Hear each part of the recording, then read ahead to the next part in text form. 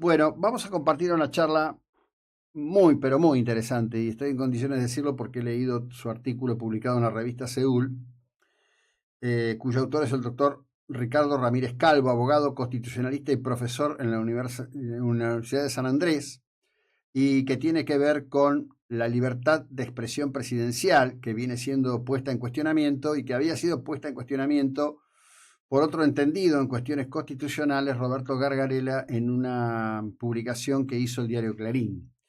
Ricardo, buen día, ¿cómo le va? Vamos, pero vamos bárbaro, che, vamos, tenemos una mañana, parece que estuviéramos en Cuba. Parece que estuviéramos en Cuba hoy. Tres cortes y eso que no tenemos a la vista ningún huracán que golpee el sur del partido de General Porredón. Bueno,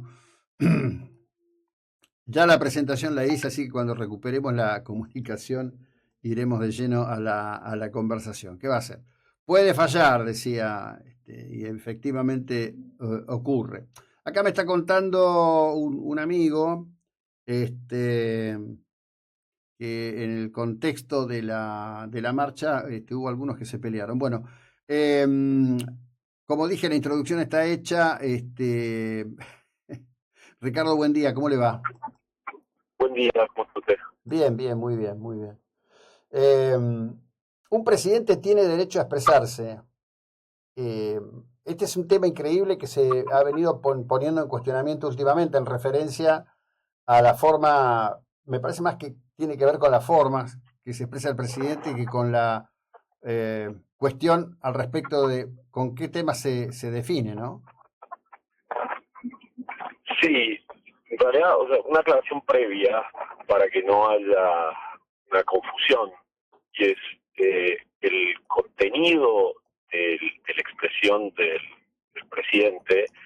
Yo no la defiendo, no digo, Sí, no, sí. trato de no opinar eso para no mezclar la discusión constitucional de la discusión política. Ujú. No digo que esté bien, quizás no es lo deseable. Lo deseable sería que el debate público no descendiera al grado del insulto, y no digo solamente del presidente, sino de cualquiera. Ujú. Ahora, plantear que las expresiones del presidente son un motivo, una causal de juicio político, como hizo hace algunos días el doctor Gargarella en una nota en un diario de Buenos Aires, Ujú. para mí es un error. El presidente tiene libertad de expresión, tiene derecho a expresarse, tiene derecho a decir sus opiniones, incluso de manera chocante o de manera en donde muchos de nosotros podemos no estar de acuerdo. Pero eso no implica que esto sea causal de juicio político. El juicio político es un procedimiento de remoción. El único Ujú. objetivo que tiene el juicio político es la remoción del funcionario sometido al juicio político. Y esto lo digo porque el doctor Gargarella, en Ujú. función de una réplica que yo hice ayer, él en Twitter dice que él nunca planteó la remoción del presidente, planteó el juicio político. El juicio político, el único objetivo es remover, no es un coscorrón constitucional, un Ujú. llamado de atención, es para removerlo. No hay causal de remoción, claramente no hay una causal de remoción por las expresiones del presidente, por más chocantes que puedan resultar. Sí, sí. Bueno, en líneas generales estoy alineado con los que creemos que sería muy útil para todos, empezando por el propio presidente que usara un lenguaje más acorde.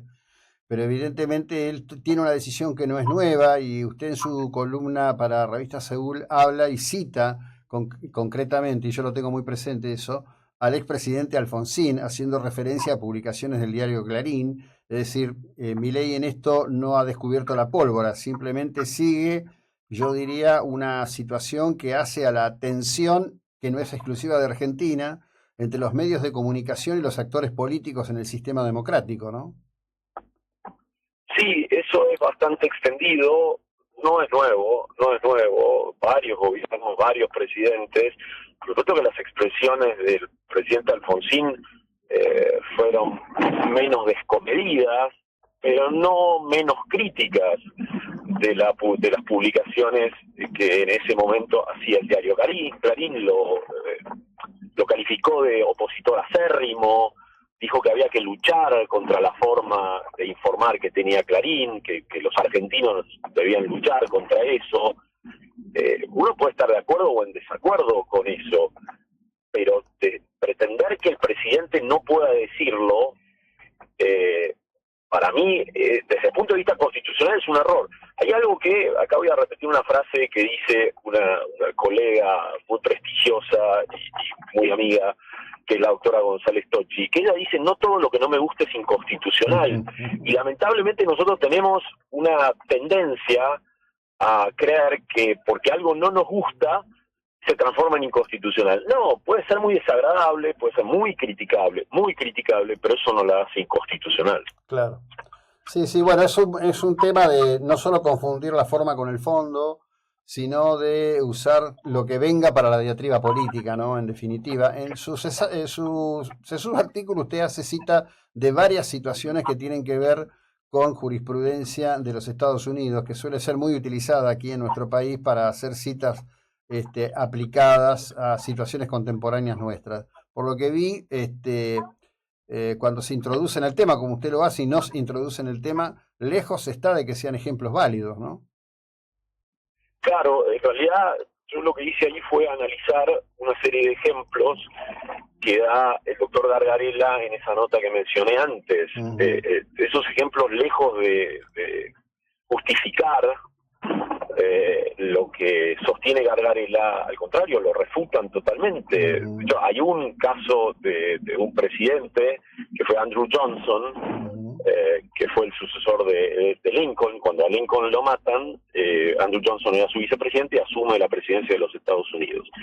En ese momento, lo que uno de los cargos le a Andrew Johnson es muy contra el con Nos perdimos de vuelta, me parece. Qué lío que hay, ¿no? Bueno, nos perdimos de vuelta. Bueno, yo les voy contando. Sí, no, esto está...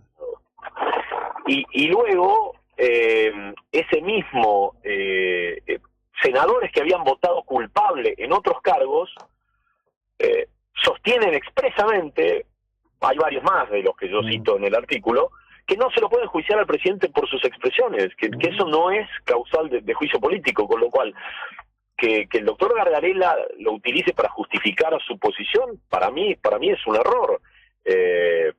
También él después en Twitter, contestando un poco lo que yo escribí en la nota, menciona un fallo que es New York Times versus Sullivan, que es donde la Corte de los Estados Unidos inventa la doctrina de real malicia.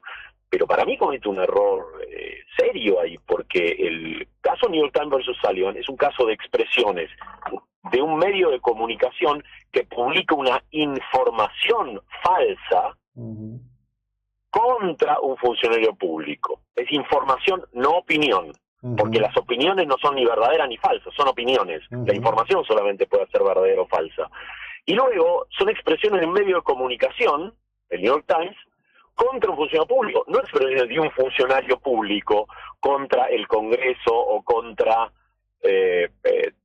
personas privadas como puede ser la prensa. Claro. Con lo cual es completamente inaplicable ese precedente que el doctor Gargarella cita.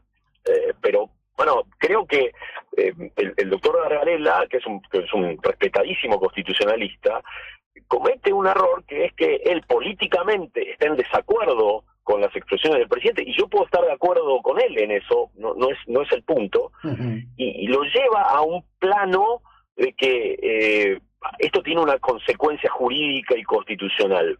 Para mí en eso se equivoca totalmente. Sí, bueno, creo que está en el escenario de la diatriba política, en el escenario de la pirotecnia verbal. El tema que me pareció buenísimo que usted salga a plantearlo, porque si no, los de a pie nos quedamos con la sensación de que nos están diciendo sesudas cosas que afirman un camino y resulta que ese no es el camino, ¿no? Yo estaba repasando mientras usted se expresaba algunos de los párrafos vertidos, y evidentemente hay una distancia absolutamente enorme entre lo afirmado. Además, me parece poco serio que por Twitter diga que no está pidiendo la destitución, cuando lo que está pidiendo es la destitución, tratando de afirmar el camino destituyente que trata de impulsar otro sector político en la sociedad argentina reiteradamente, aunque sean personas que hoy no tengan mérito, como Guillermo Moreno u otros, ¿no? Es un camino espinoso ese para plantearlo y además revistiéndose con los ropajes de conocimiento constitucional lo hace más intenso todavía. Sí, yo prefiero evitar juzgar el panorama político.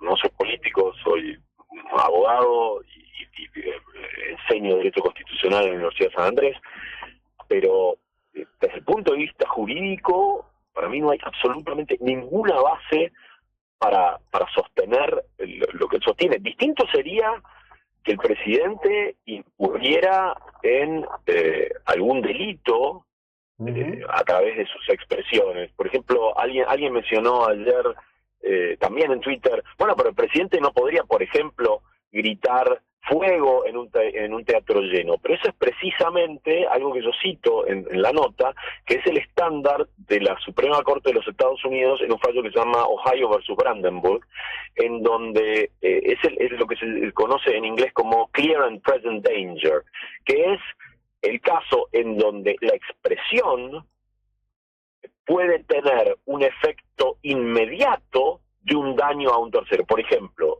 si el presidente de la nación arengara a sus partidarios y los instara a ir y tomar el Congreso o prenderle fuego al Congreso y eso tuviera un efecto inmediato, directo e inmediato, y la gente fuera a tratar de tomar el Congreso, bueno, eso sí sería claramente sancionable. Y eso es también lo que pasó con el presidente Trump, a quien quisieron enjuiciar por sus expresiones, pero no por las meras expresiones. Ahí creo que también comete un error el doctor Gargarella, sino por el efecto que tuvieron sus expresiones, en donde se lo acusa de haber impulsado la toma del Congreso el 6 de enero de 2021. Ahí hubo un efecto directo de las expresiones. Igualmente lo rechazaron el juicio político, pero lo que se le imputaba era que él había fomentado eso, había fomentado esa insurrección contra el Congreso. Claro, sí, efectivamente. Bueno, fue el punto que nunca se pudo comprobar, en definitiva, y se intentó comprobar. Es cierto, entiendo, porque bueno, como todos, no como todos, ¿no? Como muchos he seguido con mucho detalle todo eso, y es obvio que Trump negaba su derrota, insistía y exacerbaba los ánimos, pero todo lo que se hizo y mire que los demócratas hicieron, para probar que él tenía que ver con el acto directo, nunca pudo comprobarse, ¿no? Exactamente, y hay otra cosa que también hay un error de concepto muy extendido. Se cree que el juicio político es por causas políticas. Primero, la Constitución Nacional no habla de juicio político, es una expresión que utiliza la doctrina. No habla de juicio político, habla de juicio público. Juicio público. Es decir, no es un juicio por causas políticas. Esto no es una moción de censura del sistema parlamentario, en donde por diferencias políticas yo puedo echar al presidente. Eso no es nuestro sistema, no es ese. Nosotros hemos copiado el sistema estadounidense, en los Estados Unidos se llama impeachment, nosotros lo llamamos juicio público, la doctrina lo llama juicio político, utilizando una expresión errónea que utiliza Alexis de Tocqueville en La democracia en América, pero no es un juicio por causas políticas, ¿no? Ese no es el objetivo. Esto no quiere decir que sea solamente por crímenes que cometa el presidente o cualquiera de los otros funcionarios que están sometidos al juicio político en ejercicio de sus funciones, porque también puede ser el mal desempeño. Pero el mal desempeño no es cualquier cosa, no es una diferencia política. Yo no estoy de acuerdo con una medida que adoptó el presidente y entonces eso es mal desempeño. El mal desempeño es algo muchísimo más serio y muchísimo más grave. Sí, por supuesto que sí. Le agradezco enormemente el tiempo y la ilustración que nos ha dedicado. Que tenga usted un muy buen día, Ricardo. Gracias, muy amable. Gracias a usted. Muy buenos días. Bueno, Ricardo Ramírez Calvo, abogado constitucionalista.